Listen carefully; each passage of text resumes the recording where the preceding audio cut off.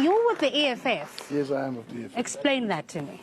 Well, I explain in a simple fashion that in this country we've got more than 70% of the nation that's living in utter poverty.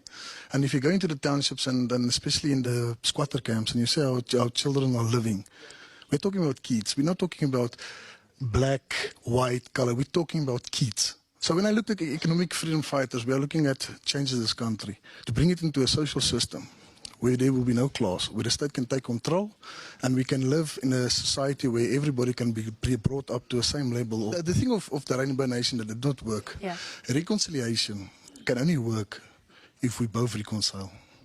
You cannot have Nelson Mandela giving forgiveness for a racist group of people that oppressed black people in the apartheid era and say, let us forgive them. They don't come forward and say, yes, we accept your forgiveness, let's reconcile with each other. They don't do that. We still have people in the audience here. We still have people in the audience here, like a gentleman there when she was talking about the black people being more educated and can actually contest for a position. I heard a comment say, yeah, let's kill them. It's those comments that makes people to be killed on farms also. Because when you undermine a black person in this country longer, they are going to kill you. In my mind, when I saw you, I kind of, maybe I'm being unfair, and let me ask you this. Are you, in South African terms, what one would call rather, maybe it's not a nice way to say it, but are you the South African female Karel Niehaus? That's a lovely question to start off with. It actually is a fun question because actually, you know, people on X are quite hilarious because they don't know anything about our lives, but then they make up adventure tales and fiction. Yeah. So, yes, apparently I'm married to Karel Niehaus. We have a child together. Okay. And et cetera, et cetera. The truth is that I've known Karel for quite a few years and I have a lot of respect for him. I think, you know, I can understand similarities between himself and myself because I was born, as you would have seen in the Jesse interview, into a very Orthodox Jewish family. Yeah. And a very conservative family. And I felt no resonance with that family. So to break out of the Jewish culture, which is, as you know, very tough, exclusive, and it's difficult to break out of and rebel against that.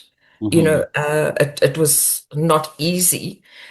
And because I had to go through that experience, I can understand Karel where he found being Afrikaans at that time, when being Afrikaans really meant being part of the apartheid system largely. I can relate to that because I know the pain of dissociating yourself with your own community. It's a very costly thing. It's a very painful thing. And I think it takes courage. You know, you may not agree with our perspectives, but that journey's not easy. I would rather have stayed comfortably in my own culture and my own privilege. And so Karel, I mean, he's had an extraordinary journey. I think he's a brave activist.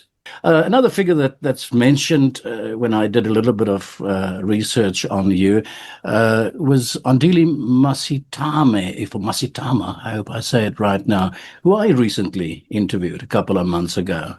Oh, wow. And Masitama and Julius Malema, you both label them as the best politicians in South Africa.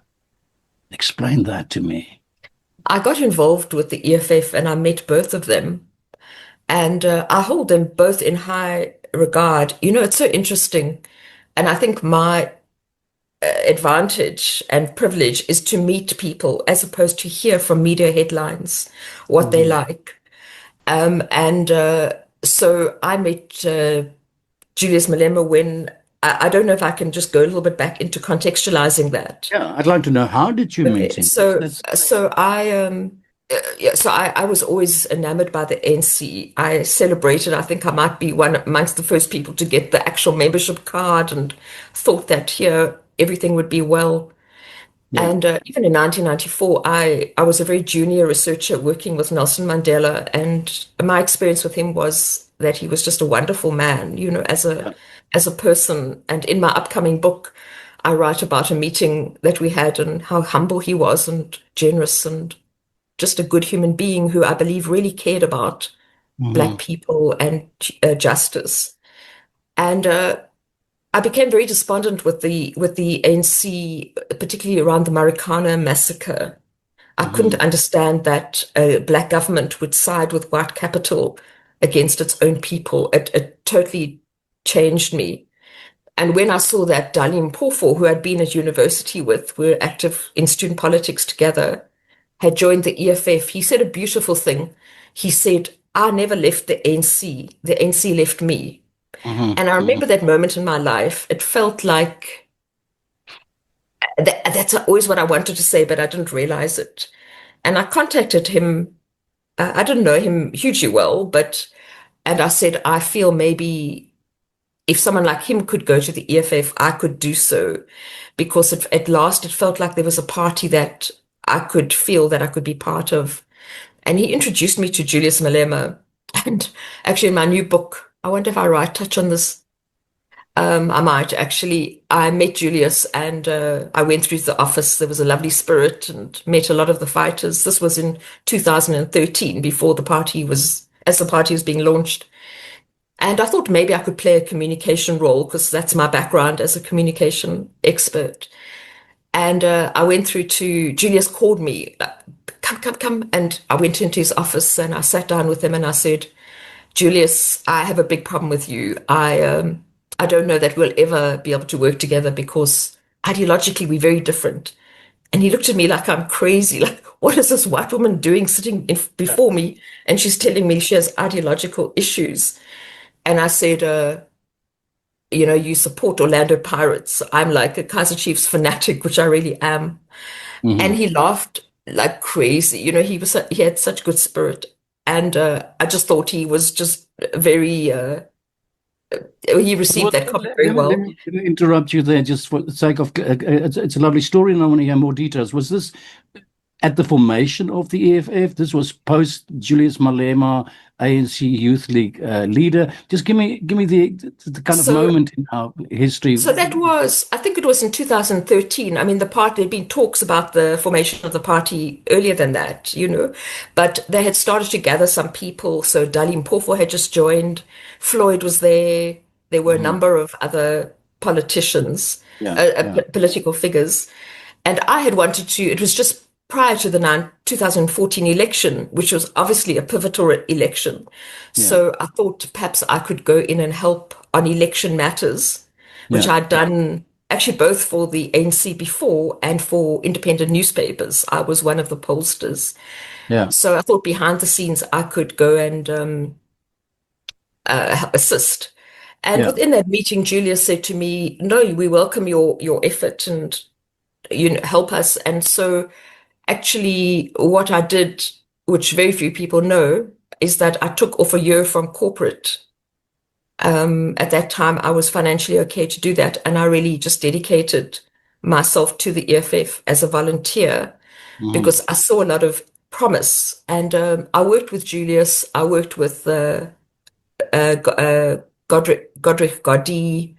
I worked with Mbaseni a lot. And I met Andile.